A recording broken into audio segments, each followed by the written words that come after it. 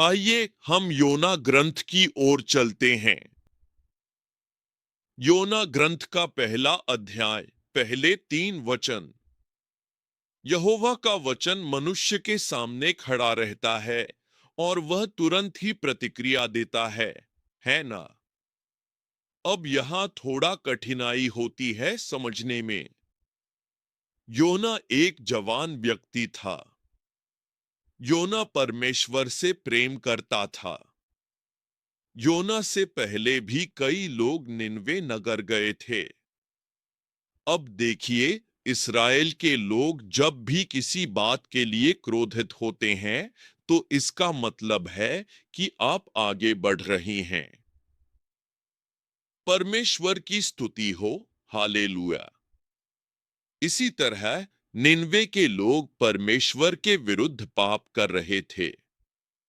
परमेश्वर ने जितने भी भविष्यवक्ताओं को भेजा, उन सबके साथ निनवे के लोग बहुत बुरा व्यवहार करते थे। इतना ही नहीं, इस्राएल के लोगों की महिलाओं को भी वे पकड़कर ले जाते थे, उनका बलात्कार करते थे, उन्हें दुख देते थे। आज भी गाजा पट्टी में यही हो रहा है। इस्राएल के लोग अब तक संघर्ष कर रहे हैं। इसी तरह परमेश्वर के विरोधी लोग अब भी परेशान कर रहे हैं। अब हम योना को देख रहे हैं, जो सुनने के लिए तैयार हो रहा है। इन 3 वचनों में ही परमेश्वर की आवाज योना के पास आई और उसने बहुत स्पष्टता से कहा कि योना, जा और निनवे नगर में मेरा वचन सुना। लेकिन योना डर गया। निनवे के लोगों का नाम सुनते ही एक दैवजन भी डर जाता है। वह परमेश्वर के विरुद्ध काम कर रहा था। योना ग्रंथ के पहले 3 वचनों में ही उसने जो किया, वह यह था कि उसने जाने से मना कर दिया। उसने कहा, मैं नहीं जाऊंगा, लेकिन बाद में उसने मन बदल लिया और कहा, ठीक है, मैं जाऊंगा, लेकिन गया नहीं। हमारे बीच भी 2 तरह के लोग होते हैं। एक जो परमेश्वर की आवाज सुनते हैं और सोचते हैं कि वे नहीं कर सकते, लेकिन फिर भी कर जाते हैं।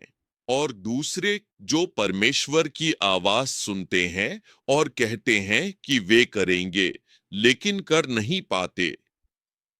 अगर हम कहते हैं कि हम सुनेंगे और करेंगे, तो इसका मतलब है कि हमने सुना ही नहीं। अगर कोई कहता है कि मैंने किया, तो वही वास्तव में करता है। इसलिए यह व्यक्ति बहुत विद्रोही था, ऐसा लगता है। हम एक ऐसे व्यक्ति को देख रहे हैं जो पूरी तरह से विरोध कर रहा है।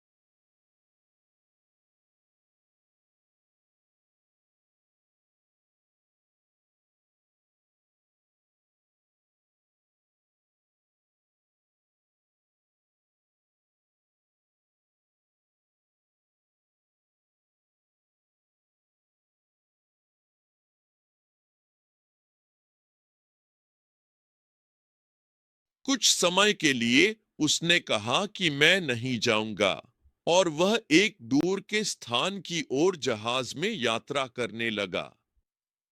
ब्रेक टाइम 0.5 वह एक बहुत ही अच्छा और धार्मिक व्यक्ति था, एक अच्छा प्रार्थना करने वाला, परमेश्वर से सच्चा प्रेम करने वाला व्यक्ति। ब्रेक टाइम 0.5 वह परमेश्वर की संगति में रहने वाला था, परमेश्वर की सेवा करने वाला एक समर्पित व्यक्ति था। ब्रेक टाइम 0.5 परमेश्वर ऐसे लोगों को कई अवसर देता है ताकि वे अपने जीवन में आगे बढ़ सकें और उसकी महिमा कर सकें। कोई एक अवसर देता है, उसके बाद निर्णय लेता है। आप गूगल मैप्स को बार बार खोलते हैं, बार बार गूगल मैप्स को खोलते हैं, बार बार गूगल मैप्स को खोलते हैं, बार बार गूगल मैप्स को खोलते हैं। लेकिन परमेश्वर के लिए हमारे पास समय नहीं है। हम पूरी हफ्ते बाइबल को छूते भी नहीं हैं, लेकिन परमेश्वर आपसे बात करना चाहता है। इस समय में अब दूसरा बेटा भी वही कर रहा है, लेकिन काम कुछ भी नहीं कर रहा। पिता सुबह कहते हैं, दोपहर में आ रहे हैं। बेटा, बिल्ली हो क्या? देखो डैडी, मैं जा रहा हूं, काम हो गया। मेरा काम हो रहा है, मैं जा रहा हूं। 6 घंटे के लिए जा रहा हूं, मैं यह करूंगा। ऐसा सोचकर वह स्वयं ही निर्णय लेता है। एक व्यक्ति जो परमेश्वर के सामने झुकता है, एक बार उस कठिनाई के समय में परमेश्वर स्वयं उससे बात कर रही हैं। जैसे मूसा से कहा, मिस्र देश जाकर मेरे लोगों को छुड़ा ला। मूसा, तेरा गांव, तेरा नाम लेकर जाकर उनसे क्या कहना है? उनके पास जाकर उनसे बात कर, मैं कुछ नहीं कर सकता, यह कहकर बहुत सीधे सीधे मूसा ने कहा। हम देखते हैं, मैं नहीं, मेरा भाई हारून को चुन सकते थे, है ना? हारून तो बहुत अच्छा बोलता है। इस्राएलियों को कनान देश के बाहर ले जाने वाला कोई और था, मैं नहीं। मैं बहुत डरपोक हूं, मैं बहुत संदेह करने वाला हूं, यह कहकर बहाने बनाने वाला व्यक्ति आखिर क्या करता है? मना कर देता है, बहुतों को तैयार करता है कि परमेश्वर नहीं, नहीं, नहीं कहता है। आखिरकार सैकड़ों लोगों के साथ सैकड़ों बहाने बनाता है, लेकिन परमेश्वर अद्भुत हैं। मैं कौन हूं? मैं कैसे कर सकता हूं? मेरी जीभ, मैं कैसे बोल सकता हूं? पेतरुस ने 3 बार कहा, मुझे यीशु प्रभु नहीं पता। यह झूठ बोलकर भी बहुत लोग बचा लिए गए। हल्लेलुया। शाऊल जिसे बुलाया गया, उसने परमेश्वर की आवाज सुनी। अन्नानियास गया, शाऊल की आंखें खुल गईं। अरे बाप रे, वह बिना आंखों के क्या करेगा? नष्ट हो जाएगा। फिर भी उसने क्या किया? इच्छा न होने पर भी परमेश्वर की इच्छा पूरी करने के लिए उस शाऊल की आंखें खोल दी। हम कैसे चल सकते हैं? एक बार सोचिए, बच्चे हों, पति हो, पत्नी हो, कोई भी हो सकता है, लेकिन हमें प्रभु के काम में आगे बढ़ने की जिम्मेदारी है। परमेश्वर ने हमारा बोझ, हमारी जिम्मेदारी अपने ऊपर ले ली है। यह बात हमें बिल्कुल नहीं भूलनी चाहिए। इसी तरह इस समय में मैं नहीं कर सकता, यह मुझसे नहीं होगा, यह मैं नहीं कर सकता, मेरे पिता भी नहीं कर सके, मैं तो सिर्फ व्यापार की बातें ही कर सकता हूँ, ऐसा कहने वाले भी हैं। हमारे पूर्वज इसहाक ने व्यापार किया। ब्रेक टाइम 0.5 याकूब ने व्यापार किया। ब्रेक टाइम 0.5 यहूदी लोग सभी भी व्यापार ही करते हैं। ब्रेक टाइम 0.5 जो व्यक्ति व्यापार करता है वह रोजोस पैसे देखता है। ब्रेक टाइम 0.5 रोजोस वह फल पाता है। रोज ब्रेक टाइम 0.5 परमेश्वर हमसे बात करते हैं, लेकिन न करने के लिए मना करते हैं, वहीं रुक जाते हैं। ब्रेक टाइम 0.5 योना परमेश्वर के विरुद्ध जी रहा था। ब्रेक टाइम 0.5 मैं नहीं जाऊंगा, मैं नहीं करूंगा, ऐसा कहने वाला व्यक्ति क्या करता है? ब्रेक टाइम 0.5 शुरू में ही आयाम 4 पढ़िए। ब्रेक टाइम 0.5 4 5 6 पढ़ते जाए। ब्रेक टाइम 0.5 तब यहोवा ने एक तेज हवा भेजी। ब्रेक टाइम 0.5 समुद्र में एक बड़ा तूफान उठा। ब्रेक टाइम 0.5 जहाज टूटने जैसा हो गया। ब्रेक टाइम 0.5 पहले हवा भेजी। ब्रेक टाइम 0.5 फिर तूफान आया। ब्रेक टाइम 0.5 तीसरी बार जहाज टूटने को हो गया। ब्रेक टाइम 0.5 आप आमतौर पर अपने काम में लगे रहते हैं। ब्रेक टाइम 0.5 लेकिन परमेश्वर कभी कभी कुछ समस्याएं भेजते हैं। ब्रेक टाइम 0.5 कभी कभी कुछ कठिनाइयां भेजते हैं। ब्रेक टाइम 0.5 दुबई को खोजने वाले शेख साहब ने एक वीडियो रिलीज किया था। ब्रेक टाइम 0.5 उन्होंने कहा, हमारे दादा लोग नावों में यात्रा करते थे। ब्रेक टाइम 0.5 मैंने भी नाव में यात्रा करके व्यापार शुरू किया। ब्रेक टाइम 0.5 फिर इस दुबई को खोज निकाला। ब्रेक टाइम 0.5 अब मेरे बच्चों के पास अच्छी गाड़ियां हैं। ब्रेक टाइम 0.5 लेकिन हमारे पोते फिर से नावों में जाएंगे, ऐसा उन्होंने कहा।